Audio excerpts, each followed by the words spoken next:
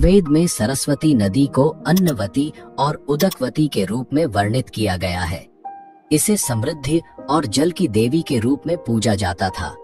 ऋग्वेद में बताया गया है कि सरस्वती नदी यमुना के पूर्व और सतलुज के पश्चिम में प्रवाहित होती थी।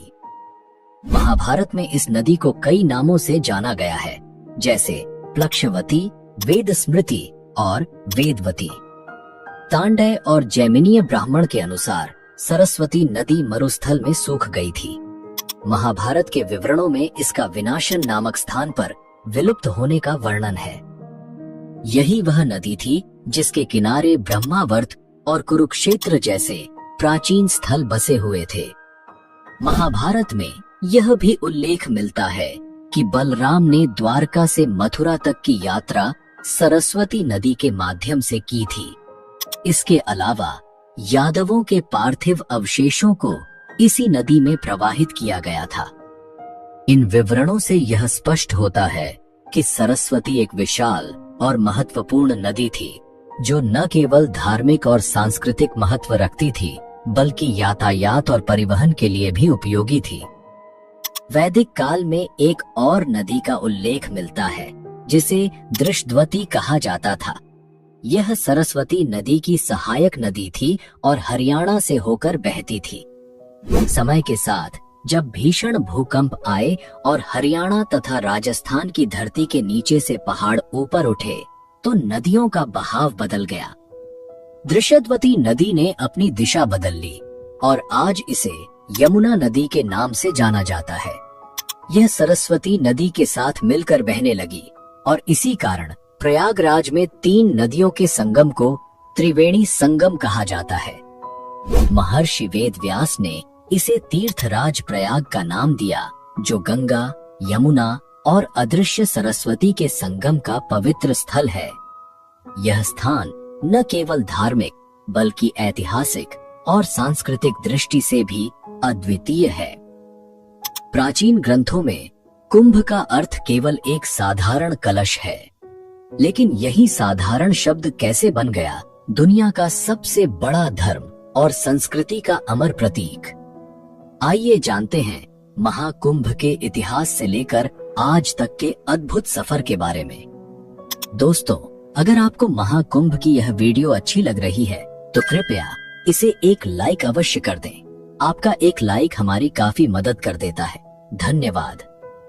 दरअसल कुंभ मेले का उल्लेख वैदिक ग्रंथों, सूत्र साहित्य, महाकाव्य पुराण ग्रंथों, स्मृतियों या धर्मशास्त्रों में नहीं मिलता है। ऐतिहासिक किताबों में इसे माघ मेला या प्रयाग स्नान के नाम से जाना जाता है। कुंभ मेले में शाही स्नान का विशेष महत्व है।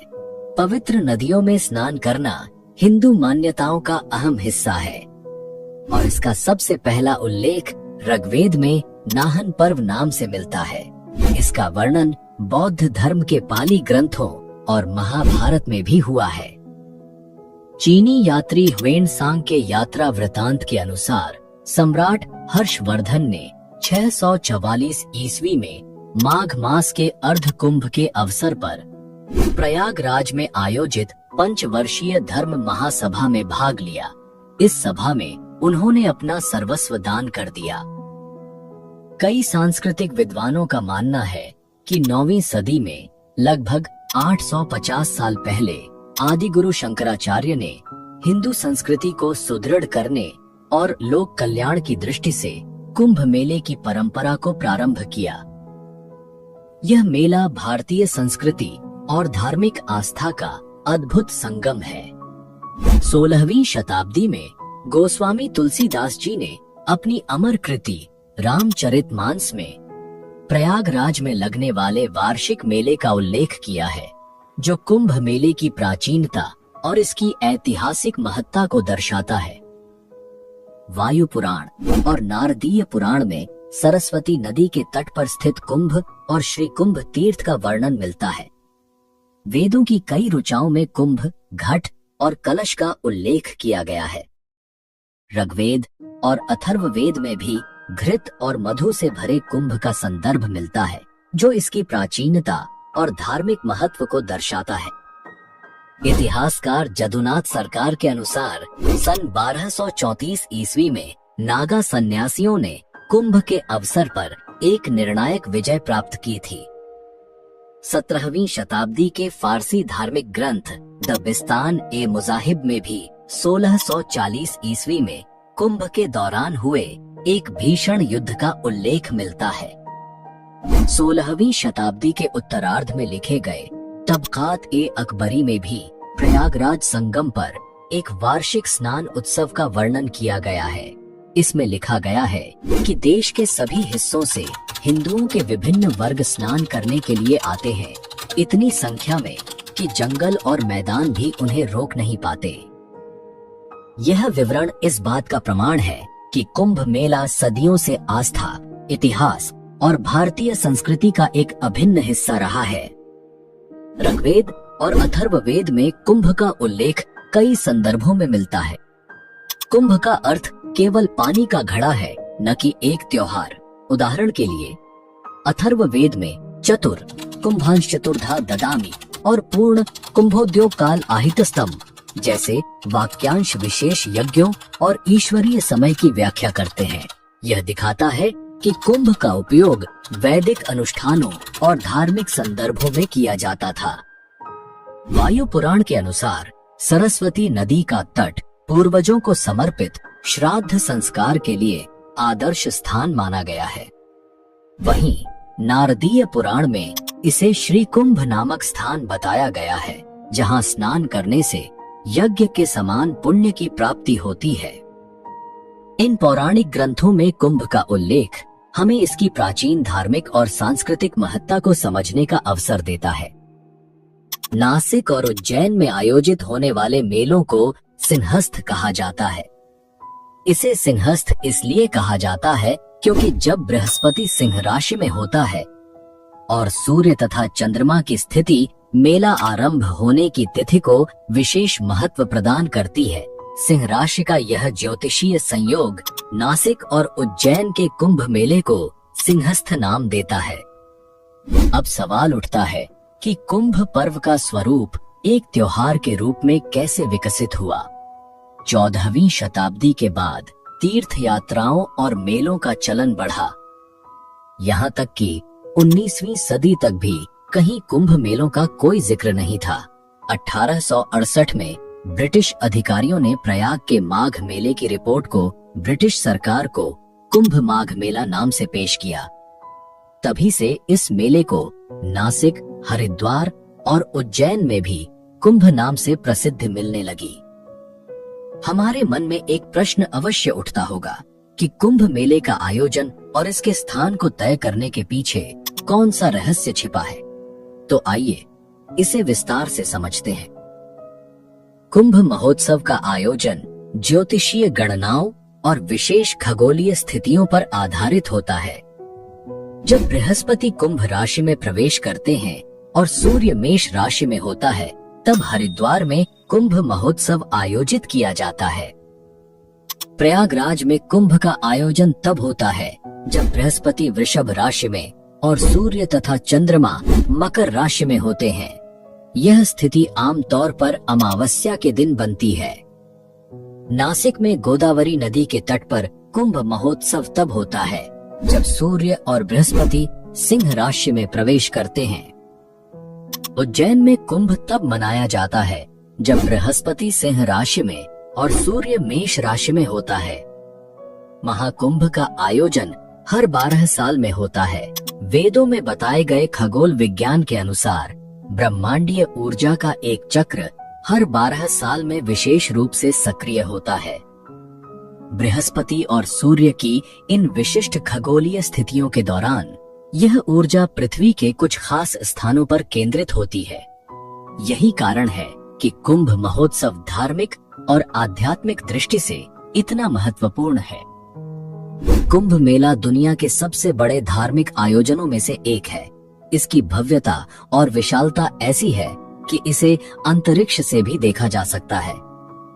साल 2019 में भारतीय अंतरिक्ष अनुसंधान संगठन यानी इसरो ने अपने कार्टोसैट 2 उपग्रह के जरिए कुंभ मेले की तस्वीरें खींची थी। इन अद्भुत तस्वीरों में त्रिवेणी संगम की पवित्रता और नया यमुना पुल की सुंदरता साफ साफ दिखाई दे रही थी।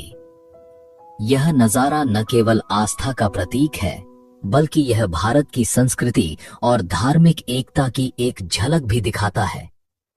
महाकुंभ में स्नान का क्रम बहुत पवित्र और अनुशासित होता है।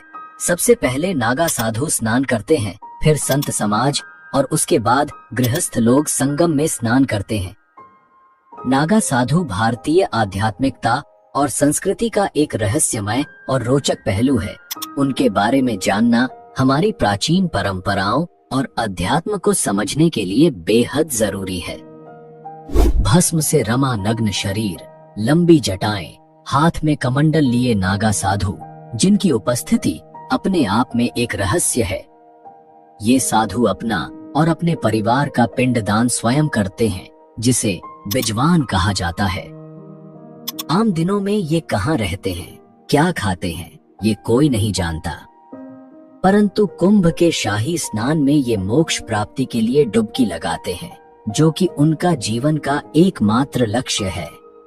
सदियों से भारतीय संस्कृति और धर्म पर संकट के बादल मंडराते आए हैं। 14वीं से 16वीं शताब्दी का समय, जब मुगल आक्रमणकारी भारत की संस्कृति और धर्म पर वार कर रहे थे, धर्म खतरे में था।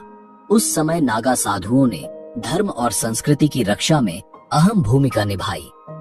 ये साधु केवल शास्त्र ही नहीं, शस्त्र विद्या में भी निपुण थे और धर्म की रक्षा के लिए अपना जीवन तक न्यौछावर करने को तैयार रहते थे।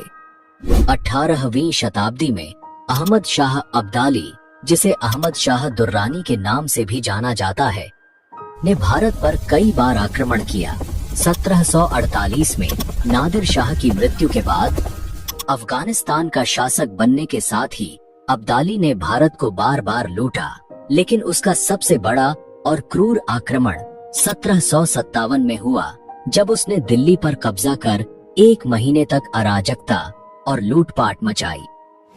इस आक्रमण का असर केवल दिल्ली तक सीमित नहीं रहा। मथुरा, वृंदावन और गोकुल जैसे पवित्र स्थलों को भी अब्दाली की क्रूरता का सामना करना पड़ा। उस समय नागा साधुओं ने न केवल इन स्थलों की रक्षा की, बल्कि धर्म और संस्कृति की जड़ों को भी सुदृढ़ बनाए रखा। कई बार विदेशी आक्रमण की स्थिति में स्थानीय राजा महाराजा नागा साधुओं से मदद लिया करते थे।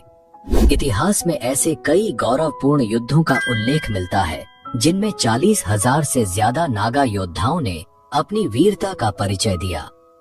अहमद शाह अब्दाली द्वारा मथुरा और वृंदावन पर आक्रमण के बाद जब गोकुल को लूटने की कोशिश की गई, तब नागा साधुओं ने अपनी अदम्य शक्ति और साहस दिखाते हुए अब्दाली की सेना से युद्ध किया और गोकुल की रक्षा की। इस सहयोग को सम्मान देने के लिए हिंदू शासकों और नागा साधुओं के बीच एक समझौता हुआ। धर्म और राष्ट्र की रक्षा की जिम्मेदारी नागा साधुओं को सौंपी गई। इस समझौते के तहत नागा साधुओं को राजसी सम्मान देने के लिए शाही स्नान की परंपरा शुरू की गई। तब से कुंभ के पवित्र स्नान का पहला अधिकार हमेशा नागा साधुओं को दिया गया है। हालांकि हर परंपरा की तरह यह परंपरा भी विवादों से अछूती नहीं रही।